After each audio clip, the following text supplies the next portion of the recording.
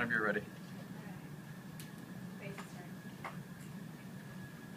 Hello, my name is Wang, and today I am presenting my original work. Before I begin talking about my original work, I kind of wanted to talk about my ISM journey, my experience here in this class, and so far it's been really interesting and really exciting just because I get the chance to really go out there for myself and just see what it's really like out in the fields currently and kind of what the future of the interior design world is.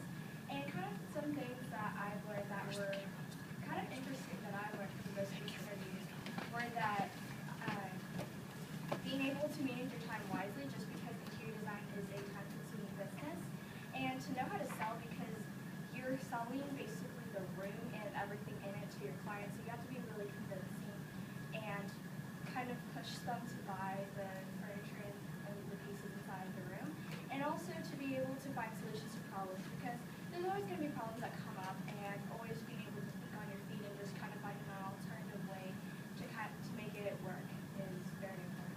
And another thing I was really excited about being part of ISM was doing a research showcase, just because I kind of got the exposure to how final presentation would look like, and just getting the chance to really kind of get my confidence level up and being able to be comfortable talking to people, and also I was kind of having fun.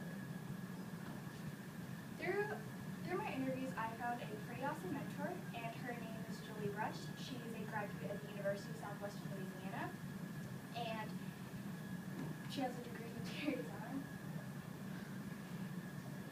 And before she moved here to Dallas to open her current design business, she actually worked a lot in home furnishings and drapery, which she kind of carried that experience into her services today.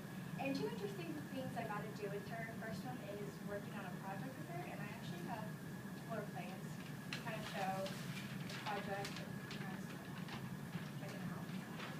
And kind of what this project is it's a backyard project, and kind of the ultimate goal of the project was to kind of have a lot of the indoor feeling, like the indoor vibe outside in the backyard. And it's kind of an additional, almost like an additional unit to the house.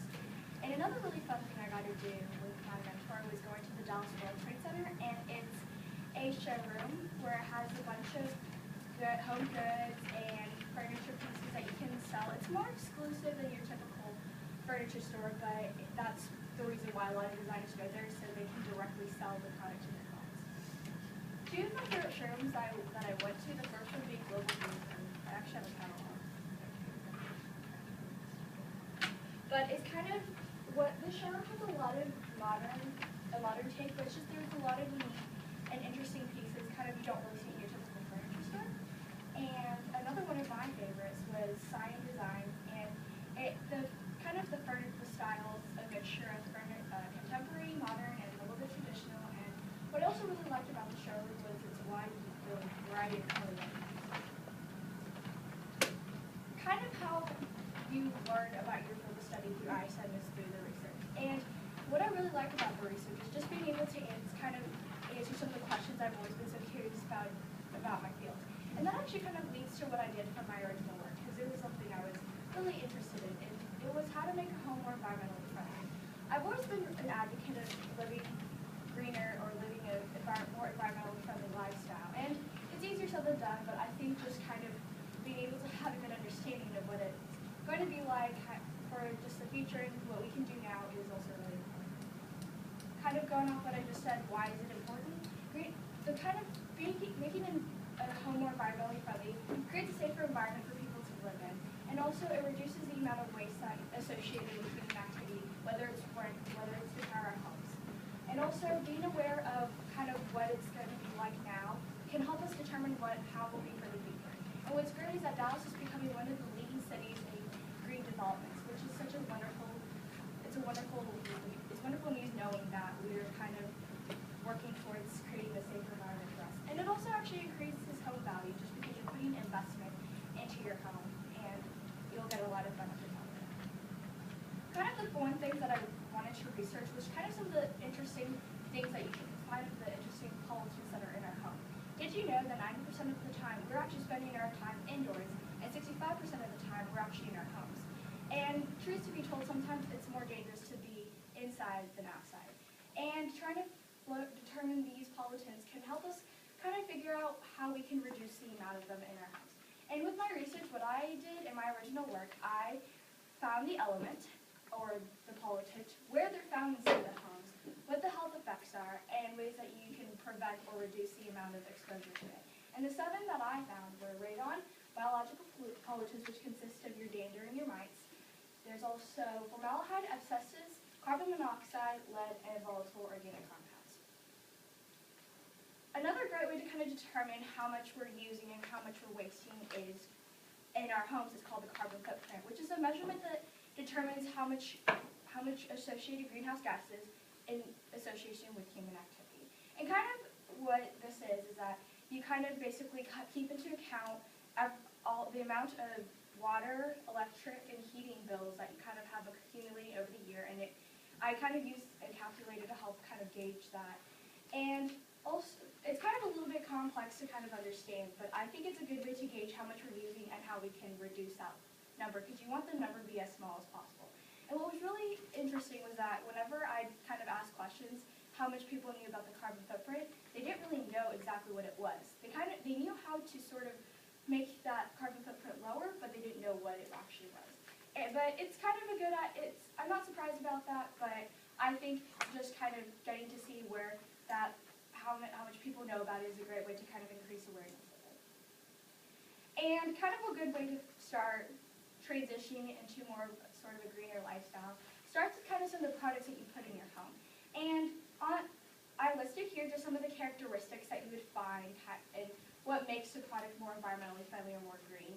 And kind of the big thing is just making sure that they aren't made or containing harmful chemicals, and that they can be made of recycled content, that they are locally sourced or locally made, just because it reduces the amount of carbon emissions that it takes to bring products from one place to another.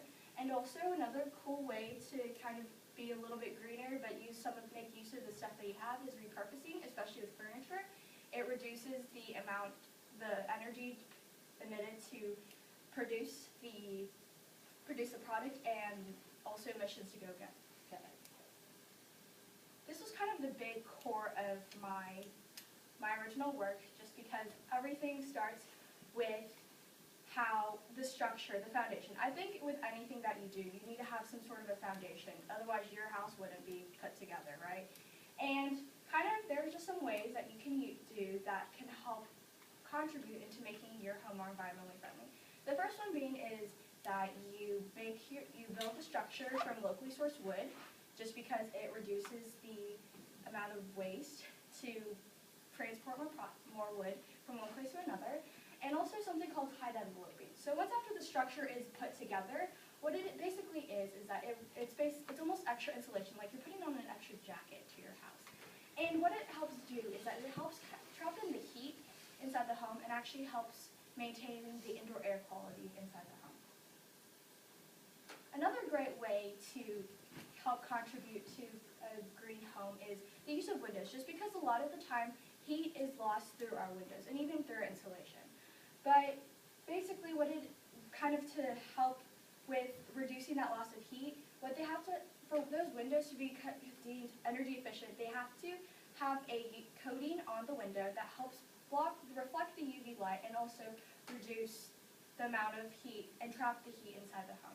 And also kind of something that makes it even more additionally energy efficient is whenever there's an extra pane that helps retain the heat. And also if they're facing southward, just because the sun is able to actually hit the window and trap in the heat. To go above and beyond your typical green building techniques, something that you can use are solar panels. And everyone, I think, pretty sure knows what solar panels are, what they do, but kind of to explain what it is, it's where you put it on a roof, and once the sun hits these panels, the energy that's absorbed from the sun is used to power your home. And it actually is a good investment, just because you're reducing your energy bills and because you're creating your own energy. And sometimes companies might actually want to buy some of the energy that you produce from solar panels, and that actually is extra relevant for you. Kind of some ways to determine how well your home is, just how to make it more environmentally friendly, is through energy efficiency, your Energy Star. And you know when you go to whenever you go to a home improvement store or even Walmart, whenever you go buy your light bulb, you see those blue labels that have the whole, it says Energy Star label, kind of stuff like that. And kind of what that is what it's supposed to promote is just to help reduce the amount of reduce your bills and by means whenever you use it in your home. And kind of some of the things that you find the use of Energy Star is through your appliances, kitchen appliances, laundry, and through light bulbs, and even in your AC heating and cooling unit. And basically what it's supposed to promote is just to make sure that you're creating that environment that helps reduce your bill, like kind of helps reduce the bills. And I think that's like the central goal of it all. And another way to kind of certify your home more green is there's something called the LEED testing. And the LEED stands for the Leadership of Energy and Environmental Design. And it's actually an organization, but it's as well as a test. And what it is that it's a very detailed test. And what it has, it kind of encompasses whether or not you use green building techniques, whether or not you use locally made resources, or if you are able to make use of the terrain, like the site, do you level it out, or do you make use of the land and make it architecturally unique? And also the use of water, just because I think a lot of water is wasted through the use of our sprinkler systems and even the water in our sinks. And I think it's important that kind of getting a good understanding of where our homes stand kind of at a certain point is kind of a good way to be able to shift into creating homes that are more environmentally friendly and kind of increase the awareness that it's important that we are able to keep into account how much we're wasting in our homes and what we can do to reduce it. So that was the main point of my original work, and I think it was just really rewarding for me to kind of get a more better understanding of what the field, what kind of to expect and kind of ways that we can do to reduce our carbon footprint in our homes. I wanted to close with my SMART goals. I know that even it's kind of sometimes personally difficult for me to set goals, but I think it's still a good way to kind of start aiming high and dream big. And some of my SMART goals include double majoring in business and interior design. I actually also do hope to get a master's degree in business just because I really want to. I also really hope to become a licensed designer, an interior designer, and open my own practice so that I'm able to continue helping to serve others, because that's how I've always been, and that's what I hope to continue doing. And another thing I've always been really interested in is traveling the world, just because you can use a lot of these influences that you see in the outside world and bring them into your home. My quote for this year is "Be always living." It's such a simple quote, but I think it's just a reminder and a motivation for me to keep aiming higher and keep pushing myself and to work harder and keep doing my best, because the only direction I'll go from there, if I'm continuously persistent and doing my best, is to go up. And this concludes my presentation. Thank you guys for listening. 1308.